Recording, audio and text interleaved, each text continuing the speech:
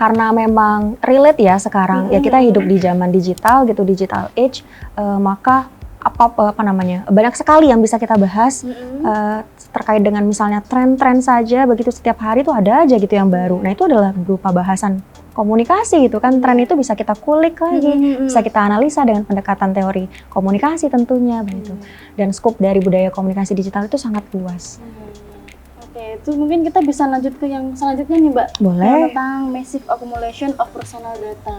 Kalau tadi kan kita membahas tentang spend attention, nah disitu kita membahas tentang screen timing. Nah kalau yang kedua nih, bahasnya tentang apa nih Mbak, yang tentang personal data ini? Ini terkait dengan apapun,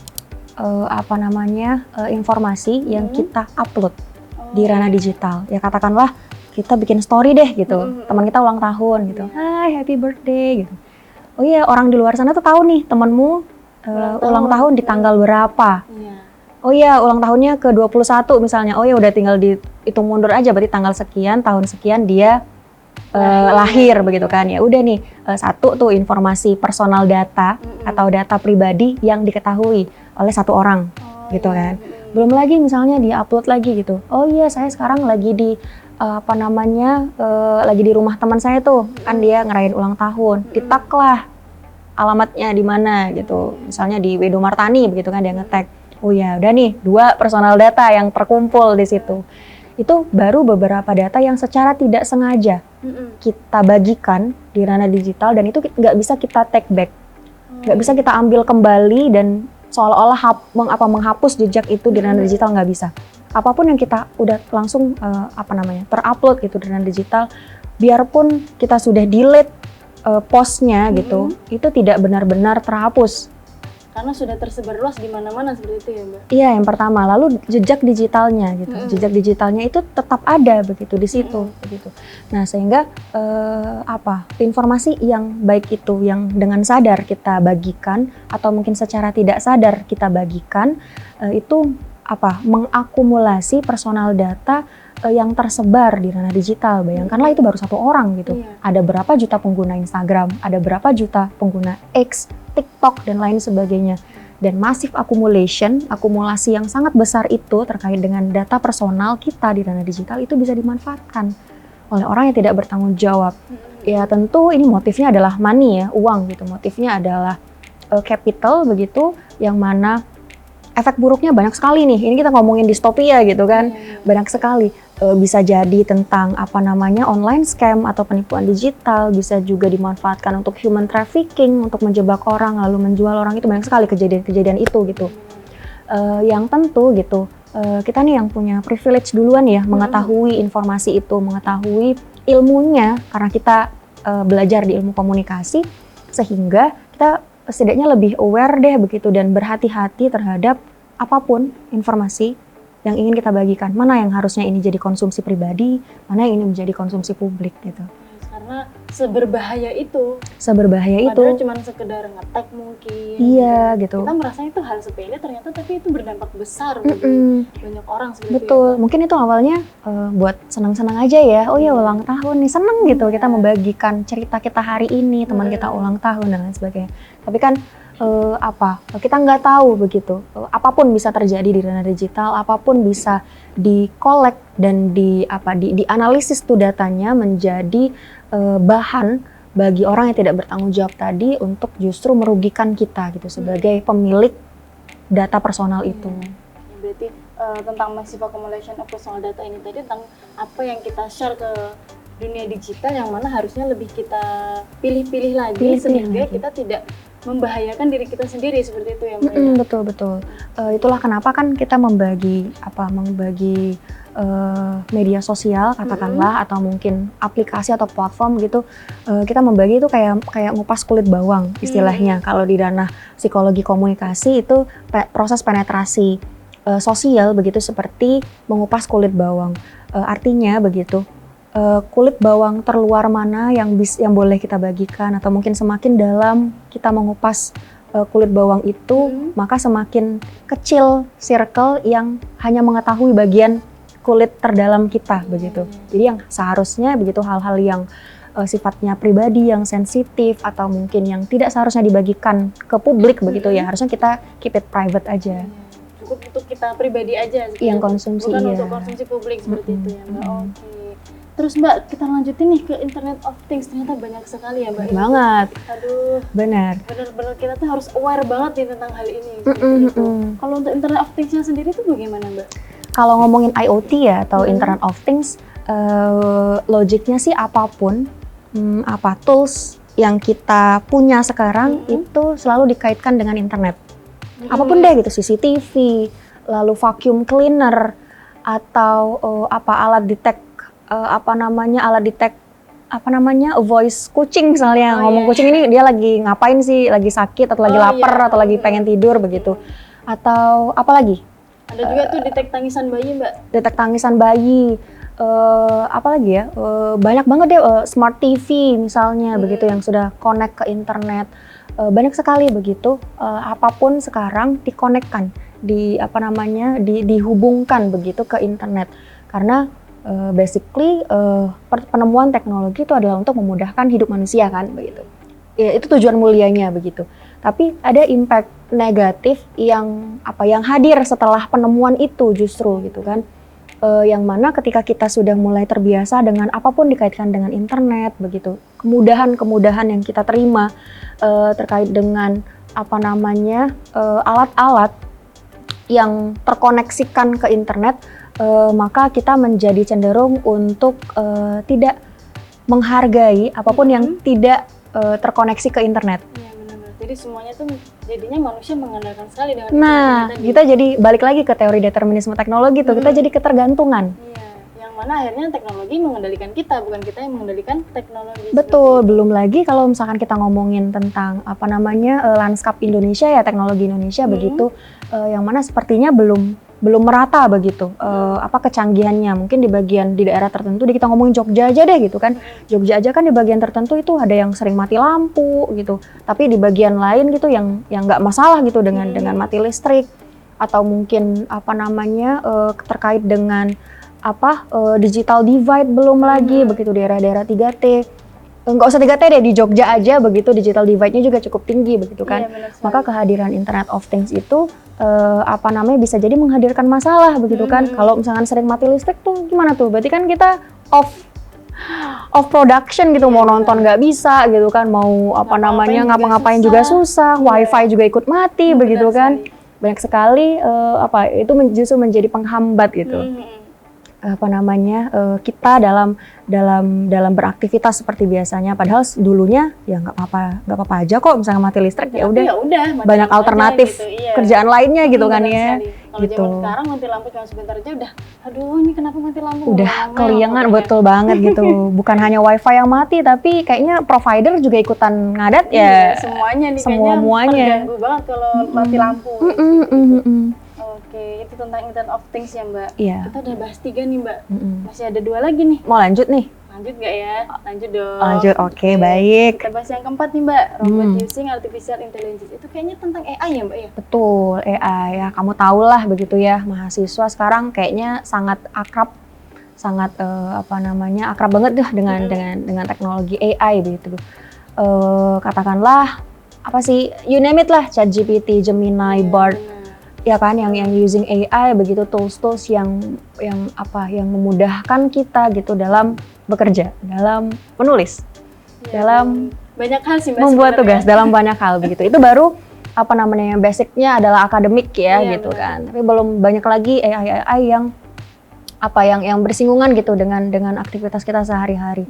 Nah, ini kan adalah aktivitas di ranah digital, karena AI itu juga menggunakan teknologi digital yang yang kita hadapi itu gitu sekarang. Tadi Internet of Things, lalu scale, scope, and massive accumulation personal data, lalu juga ada AI sekarang begitu. Kayaknya kita seolah-olah begitu diserbu, dikeroyok itu banyak sekali dengan semua teknologi canggih di ranah digital itu, yang mau tidak mau kita harus beradaptasi kan? Iya, benar sekali. Mau nggak mau kita harus beradaptasi. Kalau kita menolak, misalnya katakanlah dengan AI ini, kita ngomongin tentang AI gitu kan. Kalau kita menolak gitu, bisa jadi bahwa kita justru akan dikelabui. Iya benar. apalagi saya nih sebagai dosen begitu kan, mau nggak mau harus belajar AI, mau nggak mau harus tahu bagaimana cara kerjanya, bagaimana karakter tulisan yang dihasilkan oleh AI. Jadi sekali misalnya saya mengoreksi itu, pengalaman nih banget, pengalaman sekali koreksi, oh no, ini auto AI semua gitu. Karena banyak sekali misalnya menggunakan apa namanya daftar pustaka yang fiktif, lalu apa namanya komponen tulisannya yang cenderung sama, template banget Mbak ya. Templated banget, lalu rapi banget tulisannya begitu kan. Nah, karakter-karakter itu kan sebetulnya tidak manusiawi ya, tidak ada unsur apa namanya humanity-nya begitu. AI karena dia artificial sifatnya, buatan begitu, maka dia basically hanya mengenerate apa namanya data yang dia punya. Misalnya kita ngomongin ChatGPT, maka data Google ya yang dia punya gitu, jumlahnya sangat masif sekali, dan dia mengenerate itu dan lalu apa namanya menyediakan, menghadirkannya ke kita nih sebagai pengguna AI itu. Ya tapi kan kita sebagai manusia itu punya karakter-karakter humanity yang kita bawa ke dalam tulisan. Kalau kita ngomongin tulisan nih gitu ya. Nah, karakter itu yang tidak dipunya sama AI begitu. Sedikit banyak juga akan melumpuhkan produktivitas kita, cara kita menggunakan otak, berpikir, menganalisis, lalu menginterpretasi data yang kita terima atau mungkin bahan bacaan yang udah kita baca sebelumnya begitu kan. Kalau misalkan itu tidak cenderung kita latih nih otak kita begitu kan. Maka ya kita tidak punya kemampuan lagi untuk berpikir. Kita tidak punya kemampuan lagi untuk menulis atau mungkin menghasilkan sesuatu yang originality dari diri kita. Karena pada dasarnya juga AI ini kan sangat cepat ya Mbak ya. Cepat banget kan. Cepat sekali itu, kayak kita tinggal kasih aja soalnya nomor 1, soalnya ini langsung betul. Dan itu sepanjang itu tuh jawabannya kayak lengkap banget ini udah. Nah, bahkan kan ChatGPT itu ditemui tahun kalau nggak salah 2000 mulai ditemukan 2019 lalu mulai masif digunakan itu 2021. Sekarang 2024 which is 3 tahun lah ya kurang lebih ya. 3 tahun, dan itu lompatan teknologinya itu melampaui dari penemuan dia di awal begitu. Sekarang itu lebih bagus gaya bahasanya. Bahkan sekarang juga toolsnya udah banyak banget nih Mbak. Udah makan banyak iya kan, udah beragam banget kan. Nah sehingga ya kalau misalnya kita cenderung untuk menggantungkan, lagi-lagi nih kita ngomongin tentang determinisme teknologi itu teorinya, kalau kita menggantungkan kehidupan kita ke AI gitu kan, ya maka kita ya akan kalah begitu dengan robot. Gimana nih, manusia versus robot begitu kan, justru kita kalah, kita nggak punya kemampuan yang specifically lebih tinggi gitu dibandingkan dengan kemampuan yang dihasilkan oleh robot. Itu berbahaya sekali ya Mbak, yang mana nanti akhirnya semuanya mungkin bisa jadi pekerjaan manusia akan digantikan oleh robot. Nah begitu, ini juga saya mengutip dari tokoh-tokoh internasional gitu ya, kayak Jeff Bezos, lalu Elon Musk, yang mereka penemu gitu di bidang teknologi, penemu Amazon, lalu penemu juga yang punya Tesla X dan lain sebagainya, yang mereka tahu banget tuh bagaimana kehadiran teknologi itu justru akan menjadi bumerang atau tidak nih bagi kita nih sebagai manusia gitu kan. Kita yang menciptakan tapi justru kita yang jadi bumerang yang mendapatkan efek negatifnya gitu ya. Terkait dengan AI itu sendiri, bahwa ada garis batas gitu yang membedakan begitu bagaimana nantinya ketika manusia versus robot, ketika banyak sekali pekerjaan yang digantikan justru oleh robot begitu kan. Manusia gitu kan ya dengan segala by default kita secara naluri, secara logik itu memiliki kemampuan yang lebih baik kan, ya kita lebih sempurna begitu dibandingkan dengan makhluk lain. Nah, ketika manusia itu sendiri gitu tidak memiliki integritas, tidak memiliki kemampuan yang dia bawa, katakanlah terkait dengan kemampuan intelektual, tapi dia jaga betul tuh intelektualnya, integritinya, sehingga nanti begitu ketika memang kita dihadapkan dengan situasi digital age, human versus robot gitu, yang mana yang lebih menjanjikan, yang mana yang lebih baik begitu kan, ya maka human dengan integritinya begitu akan lebih baik dibandingkan dengan robot, tidak akan pernah tergantikan. Berarti itu tetap kembali lagi ke manusianya ya Mbak? Iya. Kita tetap harus bisa aware, bisa bijaksana dalam meskipun kita beradaptasi, kita harus tahu batas-batasannya seperti itu. Bagaimana ketika kita harus stop nih, nggak boleh nih, jangan dulu AI gitu.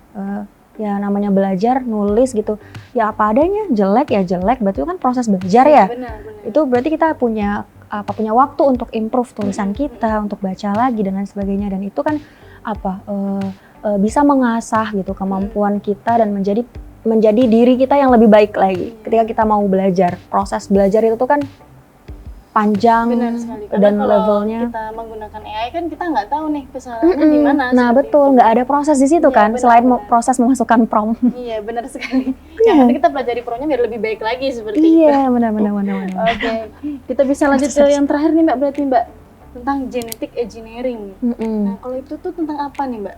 Rekayasa genetika nih atau apa namanya genetic engineering itu banyak sekali sebetulnya yang kita temui sekarang gitu ya. Ini prosesnya mungkin tidak langsung terjadi begitu untuk di ranah komunikasi begitu, tapi dari segi kehidupan kita karena kita ngomongin tentang digital living, lagi-lagi katakanlah misalnya contoh dari genetic engineering atau rekayasa genetika itu seperti makanan yang makin lama itu makin canggih begitu kan, produk-produk turunan seperti turunan susu misalnya kayak yogurt, lalu stroberi deh begitu gitu. Mesti tahu kan kalau stroberi itu stroberi yang kita kenal sekarang begitu ya tidak seperti itu gitu awal mulanya gitu, sampai kita bisa makan dengan rasa yang manis, terus gendut, merah begitu, sangat cantik banget ya. Apalagi sekarang kan stroberi Korea, stroberi Jepang kalau masuk ke Indonesia tuh mahal banget kan ya di supermarket begitu. Nah ini sih sebetulnya impact-nya saja begitu dari digital living, bagaimana teman-teman kita di teknologi pangan mereka terus menghasilkan inovasi begitu, dan untuk memastikan bahwa sekarang itu kita mempunyai alternatif atau pilihan gitu dalam mengonsumsi makanan tertentu begitu. Kalau misalkan dulu itu kita harus misalnya makan sayur, ini adalah pilihan-pilihan saja sih sebetulnya. Dan genetic engineering itu menandakan bahwa teknologi yang ada sekarang itu makin canggih dan produk yang bisa kita makan itu makin banyak sekali gitu alternatif pilihan yang bisa kita pilih dan yang bisa kita konsumsi gitu. Sehingga lagi-lagi kecanggihan teknologi ini begitu kan, apakah justru memberikan dampak yang buruk atau dampak yang baik begitu terhadap kehidupan kita. Kalau ngomongin tentang rekayasa genetika ini begitu ya, banyak sekali dampak buruknya begitu terkait dengan gizi, lalu juga kehidupan yang sehat begitu. Mungkin bisa dikatakan rekayasa genetika ini tuh mengubah ya Mbak, mengubah dari yang aslinya seperti apa menjadi seperti apa. Betul. Dan menghilangkan hal-hal yang sebenarnya penting menjadi tidak ada. Karena kecanggihan teknologi itu kan menandakan bahwa kita terus berinovasi ya. Kita terus ditantang begitu untuk menghasilkan kebaruan, baik dari segi pangan nih contohnya, kalau misalkan yang kita contohin di genetic engineering tadi begitu. Ya maka lagi-lagi begitu apapun itu akan ada implikasinya, akan ada dampak buruknya bagi kita. Nah makanya gitu bisa ditambahkan juga nanti di closing statementnya Musda gitu, bahwa kita harus tetap bijak dengan temuan teknologi, temuan baru, kebaruan yang kita terima sebagai bagian dari masyarakat digital terutama begitu saat ini, sehingga efek-efek buruk tadi begitu, attention span ya boleh saya sebutkan tadi, itu bisa kita hindari gitu sih Musda. Oke teman-teman e-commerce, dari hasil diskusi kita tadi bisa kita simpulkan ada 5 elemen diri digital living. Nah yang pertama itu ada increasing speed, scale, dan scope of networks. Yang kedua ada massive accumulation of personal data. Yang ketiga ada IoT atau bisa kita sebut dengan Internet of Things. Dan yang keempat ini ada tentang Artificial Intelligence yang mana berhubungan dengan AI. Dan yang terakhir ada Genetic Engineering. Nah dari semua 5 elemen ini bisa kita highlight bahwasanya kita harus lebih bijaksana, lebih aware dalam menghadapi teknologi digital pada saat era hari ini. Nah, semoga teman-teman e-commerce bisa lebih memahami dan lebih bijaksana lagi nih menghadapi teknologi digital pada era hari ini. Oke, mungkin itu saja dari kami. Sampai bertemu di video selanjutnya. Bye-bye!